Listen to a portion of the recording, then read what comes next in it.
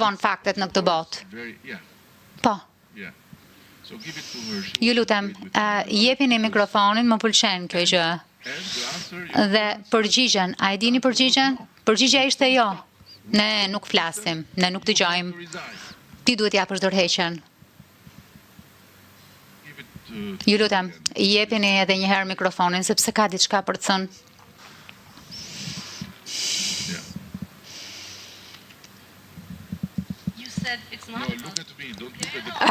Po, më shihni, po mendoja, po mendonit duke parë kamerën. Më shihni mua, se nuk ju friksoj. Ju sa që nuk ka të bëjë me mjedisin, por dje intervistova disa njerëz në rrugë. Dëgjoni, jeni këtu me mua, duke folur me mua, po më bëni pyetje mua, po kërkoni të dini se çfarë mendoj. Ajo çfarë keni bërë në rrugë nuk është me interes për mua, dhe çfarë keni dëgjuar në rrugë është për informacionin tuaj, por po më pyesni mua.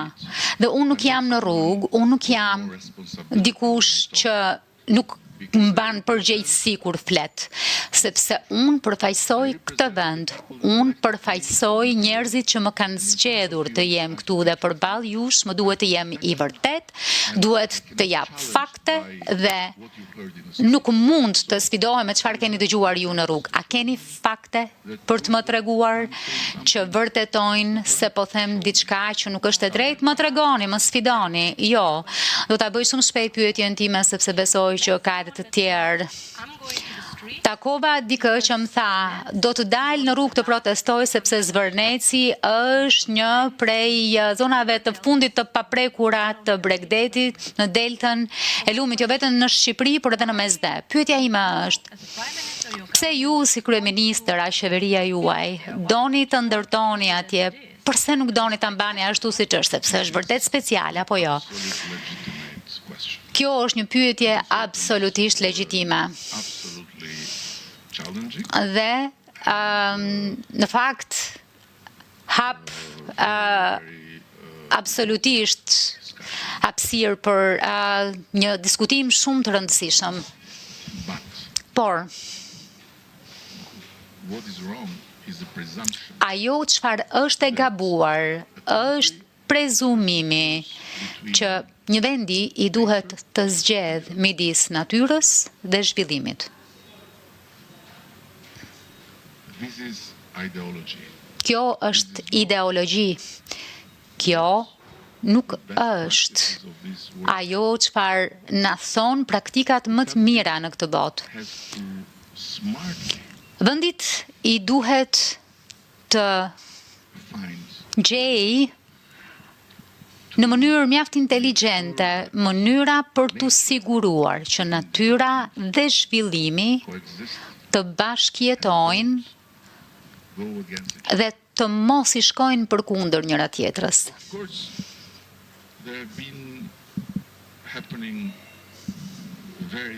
Sigurisht që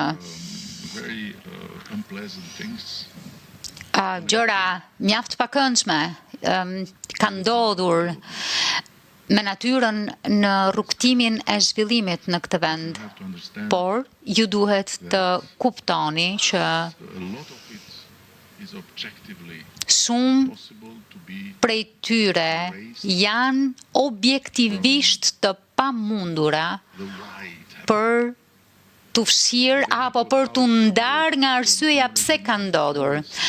Vendi doli nga komunizmi si vendi më i varfër në Europë. Dhe jo krahasuar me vendin tuaj, po krahasuar madje edhe me ish-vendet komuniste. Ajo doli si vendi më i izoluar. Ne ishim të izoluar si nga perëndimi ashtu dhe nga lindja. Na thuhej që të dyja ishin dy anë të së njëjtës medalje që krijonin të degeneruar pra edhe të korruptuar. Për 50 vjet ishim të detyruar të ishim një vend ku nuk ishte asnjë pronë private në asnjë mënyrë apo formë. Nuk e di, a jeni të interesuar për përgjigjen? Faleminderit.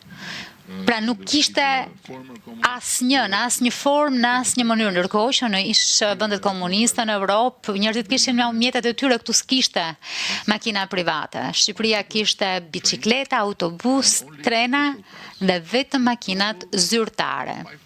Gjithsej 5.000 makina. Nuk kishim tituj pronësie, sa për ta ditur. Kishim shtëpi të trashëguara nga e kaluar, po nuk kishte diçka të tillë si kadastra në Shqipëri. Pra na thuhej që gjithçka ishte e jona, por asgjë nuk ishte e askujt, asnjë individi. Ja pse, ndaj po I bie gjatë, ky lavjerës I viteve 90 shkoi në skajin tjetër dhe ja pse në Shqipëri pam gjëra për të cilat të gjithë sot janë peshman. Pam plantacione të tëra të limonave, portokajve, mandarinave, të brezare të gërmuara nga të gjithë ne, si Sklever, në për kodra sepse s'kishim mjaftueshëm tokë të punueshme, por na duhet të luftonim botën, si I vetmi vend komunist ishim kundër gjithkujt dhe na duhej që ta prodhonim bukën në vend, e kësaj na duhej që të hapnim tokë të punueshme edhe në male. Dhe përdoreshim si Sklever dhe gjitha këto plantacione u zhdukën, u dogjën në shpërthimin që pasoi rënien e regjimit. Shpërbëm hekurudat. Dogjëm shkollat.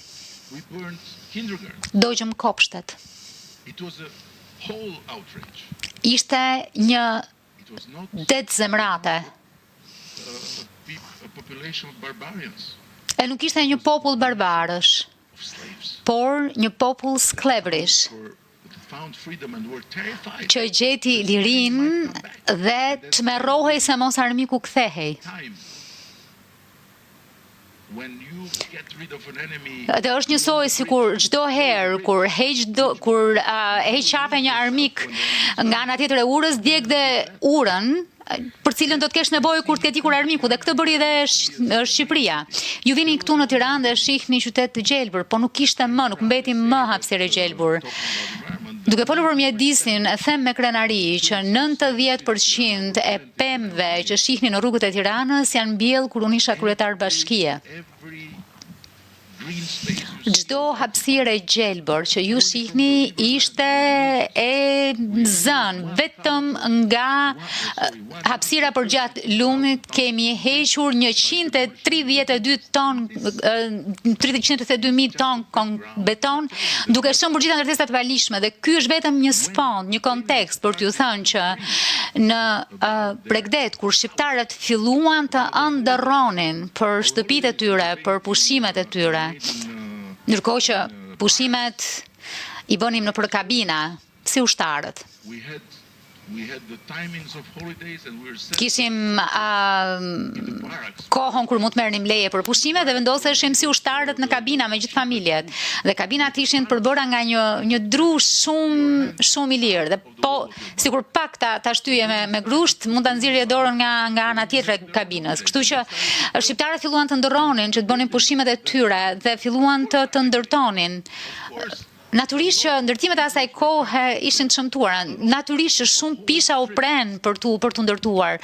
Kaq shumë, një brez I tërë, ishte një gabim I madh. Por ishte gabimi I një momenti në histori kur nuk mund të kërkoje më shumë. As ne madje nuk e dinim se të kërkonim më shumë.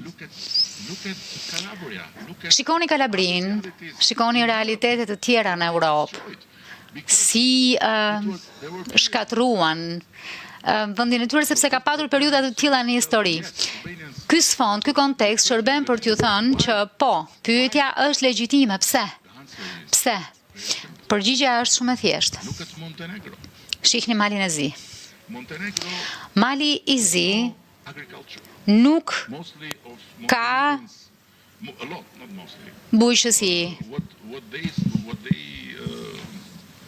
Shumë prej malazesve, atë që konsumojnë e marrin nga rajoni, vjen nga rajoni, nga Shqipëria, nuk kanë bujqësi, nuk kanë fabrika prodhimi, nuk kanë asgjë tjetër përveç turizmit. Atëre, si ndodh që qysh prej vitesh ata kanë pagat më të larta dhe pensionet më të larta në këtë rajon? Sepse e sollën turizmin në nivelin e turizmit të luksit.